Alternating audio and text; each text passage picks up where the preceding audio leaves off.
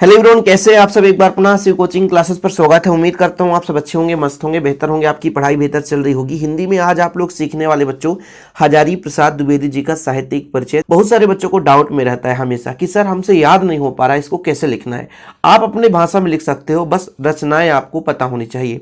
चलिए शुरू करते हैं। इनकी आप प्रमुख रचनाओं में 2-3 रचनाएं आपसे वैसे भी बनता होगा, जैसे आत्मकथा है ना, बाणभट्ट की जो आत्मकथा आप लोगों ने पढ़ा होगा, अशोक के फूल, चारुचंद्र लेख, कल्पलता, पुनर्नमा और बहुत सारे हैं, ऐसा नहीं है। जैसे पृथ्वीराज रासो, पृथ्वीराज रासो किसकी रचना है? तो हजारी प्रसाद द्विवेदी जी का पृथ्वीराज रासो। बच्चों ये ना केवल 12th लेवल में बल्कि आगे चलकर जब आप कंपटीशन की तैयारी करोगे, मतलब किसी जॉब की तैयारी करोगे, तो वहां पर एंट्रेंस एग्जाम में हिंदी में पूछा जाता है। ठीक है कि चारुचंद्र लेख ये किसकी रचना है? हजारी प्रसाद द्विवेदी जी की। पृथ्वीराज रासो हजारी प्रसाद द्विवेदी जी का। अब इसमें कोई ट्रिक की जरूरत नहीं, क्योंकि आपको दो ही आपको रचना तैयार करना है, तो 2 रचना कोई भी आप तैयार कर लो। आलोक पर्व, अशोक के फूल, ठीक है, आप कल्पलता, कुछ भी तैयार कर लो बच्चों। मेरे हिसाब से तो पृथ्वीराज रासो सबसे बढ़िया है।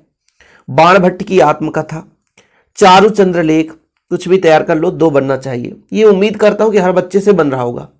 हर बच्चे से रचना बनता है, क्योंकि 1 से 2 बार आप पढ़ोगे वैसे भी आपको याद हो जाएगा। ठीक है, संदेश रासक, तो 2 आपको क्लियर कर लेना है, एक बाणभट्ट की आत्मकथा और दूसरा पृथ्वीराज रासो। बन जाएगा ना, बाणभट्ट की आत्मकथा, पृथ्वीराज रासो। याद हो जाए तो कमेंट बॉक्स में लिख देना। बात करते हैं बच्चों भाषा शैली में। भाषा की बात करते हैं तो भाषा में आपको बताना पड़ता है कि जो इनकी रचनाएं हैं इसमें भाषा कैसा है, सरल है, कठिन है, परिमार्जित है, परिष्कृत है, उर्दू भाषा, संस्कृत भाषा, बोलचाल में कैसी भाषा। इसमें भाषा में आप जैसे आपका शैली अलग हो जाता है, तो भाषा में आप रस, छंद, अलंकार, इसके बारे में बता सकते हो। तो अब आपको लगेगा सर ये तो हम कैसे याद करेंगे कि भाषा में ही लिखना है। अरे भाषा अपने तरीके से लिखना है। थोड़ा बहुत आपको तो पता है कि भाई ये जो लेखक हैं ये कवि नहीं है, तो मतलब कहीं ना कहीं इनकी जो रचनाएं हैं मुख्य रूप से वो कहाँ पर होगा बच्चों? पद्य में होगा कि गद्य में? तो गद्य में होगा, सबसे बड़ी बात है। ठीक है, और गद्य में शैली में बात करें, वर्णात्मक शैली जो आपसे बन जाए, विचारात्मक शैली, विवरणात्मक शैली, विवरणात्मक मतलब विवरण, सूत्रात्मक शैली, व्यंग्यात्मक शैली, तो 2-4 शैली का हम यहां पर लिख देंगे नाम। हमसे जो एग्जाम में बनेगा, जो याद रहेगा उसको तो लिखना ही है। जैसे जब हम भाषा की बात करते हैं तो हजारी प्रसाद द्विवेदी जी एक शिक्षित परिवार से थे। ठीक है, और शिक्षित परिवार से जुड़े होने के कारण इनकी जो भाषा है बिल्कुल परिमार्जित और परिष्कृत है। अब जैसे बच्चों किसी का भी आप भाषा शैली लिख रहे हो, तो जब भाषा में लिखोगे तो आप लोग इतना जरूर लिखना कि भाषा का इतना सुदृढ़ प्रयोग किया है कि इनकी जो भी रचनाएं हैं वो एकदम सरल और सुबोध है। आप अपने तरीके से लिख रहे हो, मैं अपने तरीके से ही बोल रहा हूं कि भाषा का इतना शुद्धता से प्रयोग किया है, भाषा इतना आसान तरीके से इन्होंने अपनी रचनाएं लिखी है कि इनका जो पढ़ने में जो कविता होती है या कि मान लीजिए लेखन में गद्य जो होता है एकदम सरल और सुबोध है। इन्होंने अपने भाषा में संस्कृत शब्दों का, सामान्य बोलचाल में उर्दू शब्द का भी प्रयोग किया है, और साथ साथ काव्य रचना में मुख्य रूप से इन्होंने कई प्रकार के रसों का प्रयोग किया है, और अलंकार के सुदृढ़ प्रयोग से इनकी रचनाएं और शोभनीय हो जाता है, क्योंकि अलंकार जो है शोभा बढ़ाता है। कई प्रकार के छंदों का भी कहीं कहीं प्रयोग किया है। अब देखिए, यदि आप जब लेखक परिचय लिख रहे होते हैं तो वहां पे छंद ना लिखें। कारण होता है कि छंद जो है मुख्य रूप से कविताओं में होता है, तो यहां पर आप छंद ना लिखें। रस लिख सकते हैं, अलंकार का आप लिख सकते हैं, अलंकार आप बिल्कुल प्रयोग कर सकते हैं। तो आप लिख भी सकते हैं कि भाषा में बोधगम्य बनाने के लिए मुहावरे, कहावत और कई प्रकार के रसों का प्रयोग किया गया है। अब रस आपको नहीं पता तो आप साधारण तरीके से आप लिख दो कि भाई करुण रस का प्रयोग देखने को मिलता है। कभी वहाँ पे कभी ना आपको कहेगा कि ये रस लिखो, और ना तो वहाँ पे टीचर को ही ये कहने वाला कि आप क्यों लिखे हो। ये आपकी मानसिकता है भाषा शैली में। हाँ, थोड़ा बहुत मैंने जैसे आपको समझाया कि सबसे पहले तो आप हजारी प्रसाद द्विवेदी जी, वैसे भी ये यदि लेखक हैं तो कहीं ना कहीं शिक्षित तो होंगे ही, तो एक शिक्षित परिवार से होने के कारण इनका भाषा परिमार्जित और परिष्कृत है।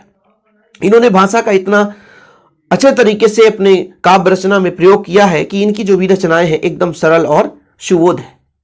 मतलब सरल है, सामान्य बोलचाल में इनकी भाषा के शब्दों का प्रयोग किया गया है। साथ में इनके संस्कृत और उर्दू शब्दों का भी प्रयोग देखने को मिलता है। इन्होंने अपने भाषा बोध में मुख्य रूप से मुहावरों और कहावतों का प्रयोग किया है, जिससे जो काव्य रचना है इनकी अत्यंत सरल और सटीक हो गई है। भाषा को सरल बनाने के लिए विभिन्न प्रकार के अलंकारों को रसों के साथ संयोग किया है कि आप अपने भाषा में लिख रहे हो।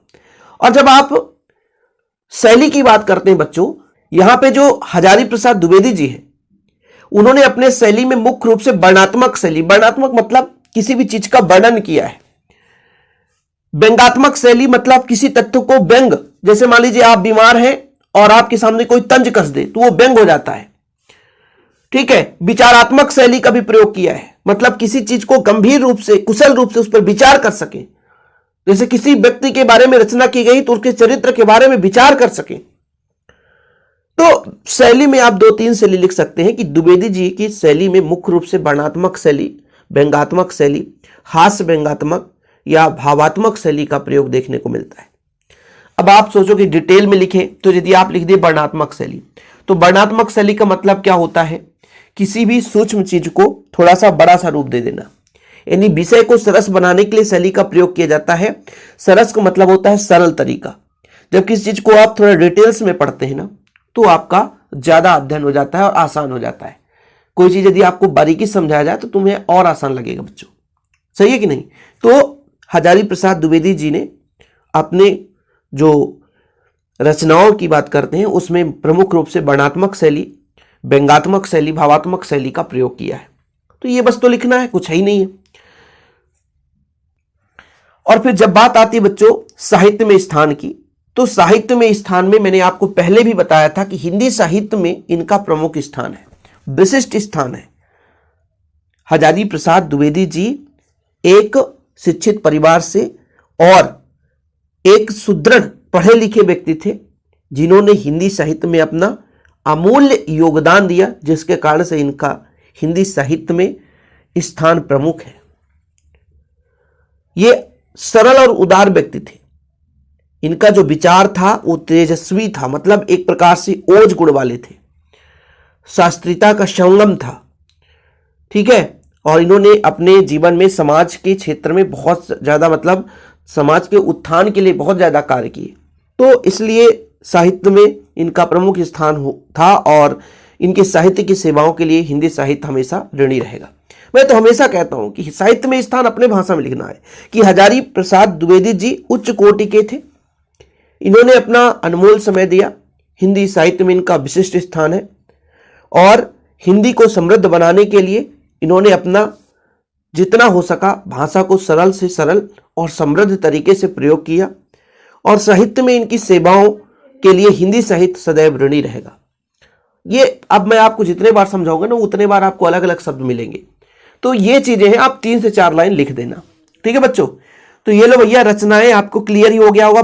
भाषा शैली मैंने आपको बताया, भाषा भी आपका क्लियर हो गया होगा, कोई दिक्कत ही नहीं है, ठीक है। फिर इसके बाद शैली में शॉर्टकट मैंने लिख दिया है। बाकी आप लोगों को लिखना है तो वर्णनात्मक शैली में थोड़ा लिख सकते हैं, व्यंग्यात्मक शैली में थोड़ा सा लिख सकते हैं। यदि आप सूत्रात्मक शैली लिख रहे हैं तो सूत्रात्मक शैली में लिख सकते हैं। जैसे कथन में विलक्षणता और चमत्कार लाने के लिए इन शैली को अपनाया जाता है सूत्रात्मक शैली में, ठीक है। तो आप लोग ऐसे ही डिटेल्स में लिखो, बाकी आपको जितना याद हो वो भी लिख सकते हो, पूरे अंक मिल जाएंगे, ठीक है। साहित्य में स्थान बच्चों, जैसे हजारी प्रसाद द्विवेदी जी उच्च कोटि के अनुसंधान करता थे या अनुसंधाता थे, आलोचक भी थे, निबंध लेखक और विचारक रहे। गद्य साहित्य में आपका महत्वपूर्ण स्थान है। हिंदी साहित्य को समृद्ध बनाने के लिए आपका व्यवहारिक भी बनाया है। साहित्य सेवाओं के लिए हिंदी साहित्य आपका सदैव ऋणी रहेगा, यानी हमेशा आपका ऋणी रहेगा। तो इस प्रकार से आपको अपनी भाषा में लिखना है, नंबर बराबर मिलेंगे, बिल्कुल निश्चिंत रहे। ओके, जय हिंद, वंदे मातरम।